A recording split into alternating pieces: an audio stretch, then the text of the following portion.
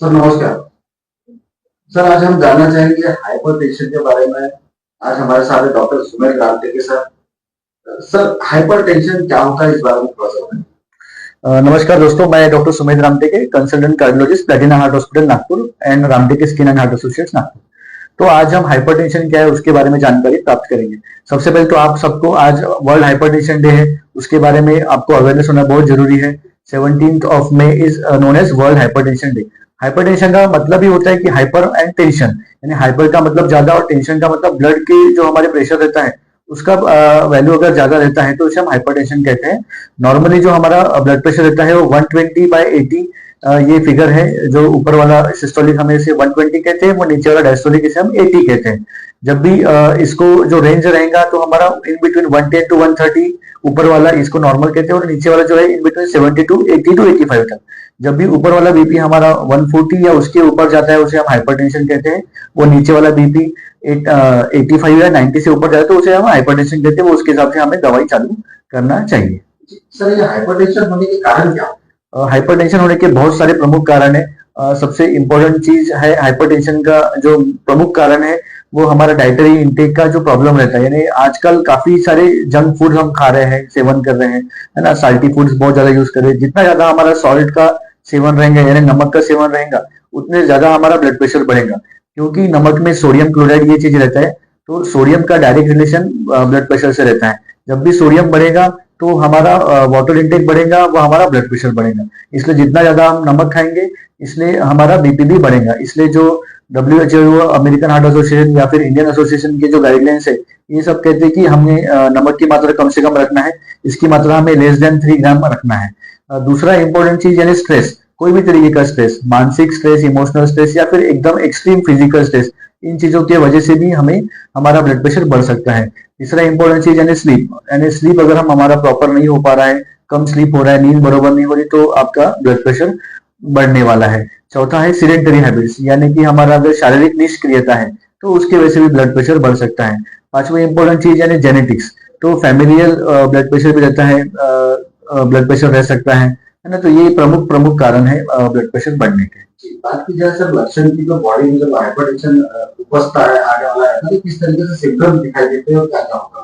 Hypertension के प्रमुख symptom हम जानेंगे तो आपके पास पेशेंट आता है, व्यक्ति आता है, वो कहता है कि उसे सिर में बहुत भारी लग रहा है, सिर दर्द हो रहा है, या फिर चक्कर आ रहा है, या फिर किसी किसी को सांस लेने में दिक्कत है। एसोसिएटेड फाइंडिंग भी रह सकती है, घबराहट जैसा लग सकता है, धड़कन भी अचानक से तेज हो सकती है। तो ये सिम्टम्स रह सकते हैं। प्रमुख जो सिम्टम है उनको सिर में दर्द होना, सिर भारी होना, चक्कर आना, बेहोशी जैसा लगना, आंखों के सामने अंधेरे आना, ये आपके हाइपरटेंशन के सिम्टम्स रह सकते हैं। सर हाइपरटेंशन अगर शरीर में हो जाए, ब्लड प्रेशर हो जाए, तो उसको हाइपरटेंशन की बीमारी और कौन कौन सी बीमारियों को साथ में लेकर आती है और साथ में उसको खड़ा होगा। आपको ये मान के चलना है कि हर 4 में से एक पेशेंट को भारत में हाइपरटेंशन है। वो इस हाइपरटेंशन के पेशेंट को साथ ही साथ हार्ट डिसीज होने की संभावना काफी ज्यादा रहती है। उसी के अलावा इनको कोलेस्ट्रॉल की बीमारी रहने की प्रॉब्लम भी बहुत ज्यादा रहती है। जिनका भी ज्यादा ब्लड प्रेशर रहता है या बीपी बहुत बढ़ता है उनको हार्ट अटैक आने की चांसेस काफी ज्यादा रहते हैं। उनको ब्रेन में अटैक यानी लकवा लगने के चांसेस बहुत ज्यादा रह सकते हैं। उनको किडनी में इंजुरी होने के चांसेस यानी एक्यूट किडनी इंजुरी या फिर क्रोनिक किडनी डिसीज होने के चांसेस बहुत ज्यादा रह सकते हैं। तो ये प्रमुख चीजें हैं, हार्ट, किडनी, हार्ट हो गया आपका, किडनी हो गया, ब्रेन, इन चीजों पे ज्यादा असर पड़ता है अगर आपका ब्लड प्रेशर ज्यादा रहेगा तो। इसके अलावा बाकी शरीर के ऑर्गन्स में भी इन्वॉल्वमेंट होता है, जैसे कि आपके आंखों की रोशनी वगैरह, इसमें भी फर्क आ सकता है। तो ऐसा नहीं कि ब्लड प्रेशर बढ़ा तो सिर्फ आपके हार्ट के ऊपर असर पड़ेगा, आपके शरीर के सारे ऑर्गन्स के ऊपर ब्लड प्रेशर बढ़ा तो असर पड़ सकता है। सर ये हाइपरटेंशन बीमारी शरीर में आने के लिए क्या इसकी एज लिमिट होती है।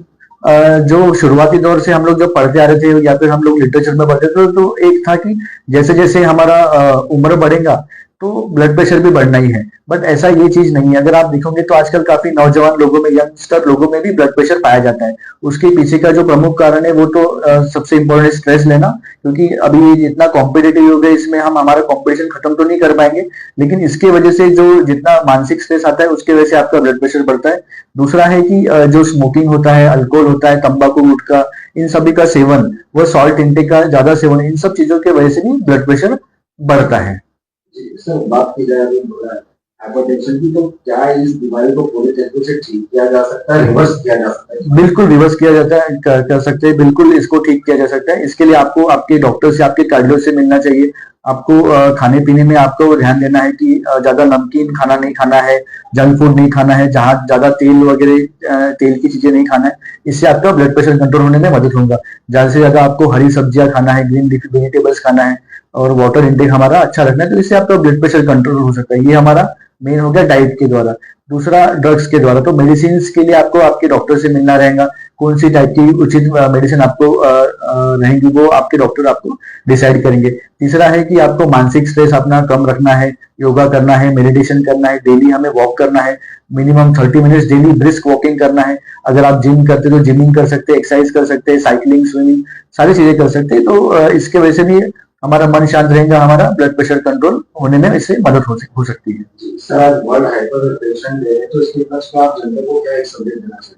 आज 17 में वर्ल्ड हाइपरटेंशन डे के उपलक्ष्य में मैं जनता को, लोगों को, हमारे सारे पेशेंट्स को, मेरे सारे मित्रों को यही संदेश देना चाहेंगे, यही हम उनको बताना चाहेंगे कि ब्लड प्रेशर को आप हल्के में नहीं ले सकते। बीपी बढ़ने से आप देख रहे होंगे आपके घर में, हर एक के घर में किसी ना किसी एक व्यक्ति को या आपके फैमिली फ्रेंड में सबको ब्लड प्रेशर है। उसके वजह से काफी सारे दुष्परिणाम आपके शरीर पे आ सकते हैं। आपको ब्रेन में अटैक आ सकता है, ब्रेन अटैक यानी स्ट्रोक लगवा हो सकता है।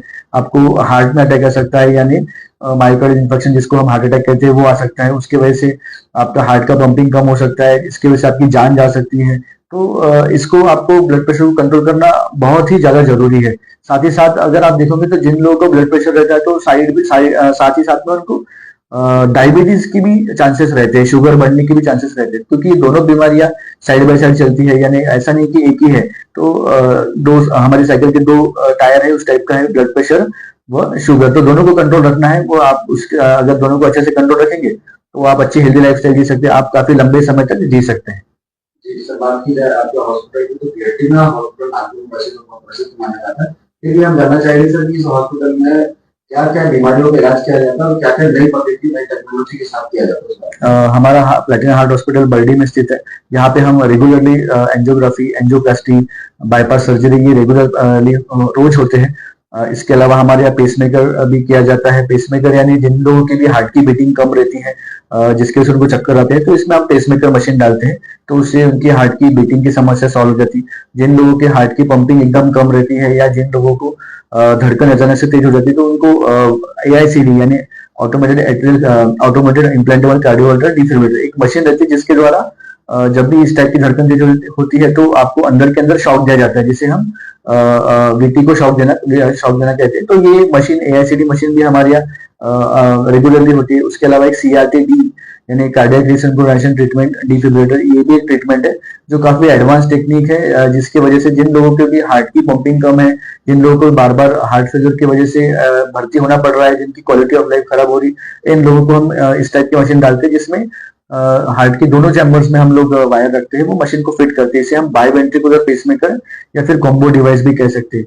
इसी के अलावा आज की युग में नई पद्धति आई, जिसे हम टावी या टावर कहते हैं, यानी transcatheter aortic valve implantation या फिर transcatheter aortic valve replacement, जिसमें हम आपकी जो एओर्टिक वॉल जिसमें सिकुड़न आई है, एओर्टिक स्टेनोसिस जिसे कहते हैं, तो पुरानी पद्धतियों में इसे ओपन हार्ट सर्जरी करके ही क्लियर किया जाता था, यानी बदली किया जाता। अभी नई टेक्नोलॉजी के द्वारा हम टावी यानी जैसी तरीके से हम एंजियोप्लास्टी करते हैं, उसी तरीके से हम लोग डायरेक्ट आपकी वॉल चेंज कर सकते हैं, इसे हम टावी कहते हैं। इसके अलावा अगर आपके हृदय में छिद्र है, ASD, BSD, PDA, तो इसके भी इलाज हमारे यहाँ किए जाते हैं। जिन लोगों के ब्लॉकेज बहुत जटिल रहते हैं, बहुत कैल्शियम रहता है, उनको नई पद्धति द्वारा कटिंग बलून टेक्निक से हमें रिमूव करके स्टेंट डाल सकते हैं, या फिर एक रोटा अब्लेशन नाम का डिवाइस आता है, जिसमें हम ड्रिल करते हुए जो कैल्शियम एक्स्ट्रा रहता है उसे निकालते हैं। या और नई टेक्नोलॉजी में IVL यानी इंट्रावास्कुलर लिथोट्रिप्सी, इस टाइप का भी हम यूज कर सकते हैं। या फिर एक आके अभी एकदम रिसेंटली जो आया लेजर टेक्निक, उसकी भी हम लोग इस्तेमाल करके ब्लॉकेज को क्लियर किया जा सकता है। तो ये सारे तरीके हमारे हॉस्पिटल में उपलब्ध हैं। सर, बात की जाए मरीजों की, अगर किसी को आपसे परामर्श लेना हो, इलाज कराना हो, तो किस तरीके से प्लेटिना हॉस्पिटल तक पहुंच सकता है, किस तरीके से आपके तक पहुंच सकता है? मुझे मिलने के लिए मैं मेरा नंबर आपको डायरेक्टली शेयर करता हूँ, 9179082358 या फिर 7410804994। इस नंबर पे आप कभी भी कांटेक्ट कर सकते हैं। मैं या फिर मेरी टीम के लोग ये नंबर हमेशा चालू रखते हैं, तो आपको जब भी कभी कॉल करेंगे तो आपको कभी ऐसा नाराज नहीं होना पड़ेगा, आप तक रिस्पॉन्स आ जाएगा, आइदर मैसेज द्वारा या फिर फोन द्वारा। और हमारा हॉस्पिटल बरडी पे स्थित है, प्लेटिना हार्ट हॉस्पिटल, यहाँ पे आप आ सकते हैं और अपना इलाज कर सकते हैं। आपको कॉस्ट वाइज भी हमारा हॉस्पिटल बहुत ही ज्यादा पेशेंट्स के लिए अच्छा है, तो उस तरीके का ऐसा प्रॉब्लम नहीं आना चाहिए।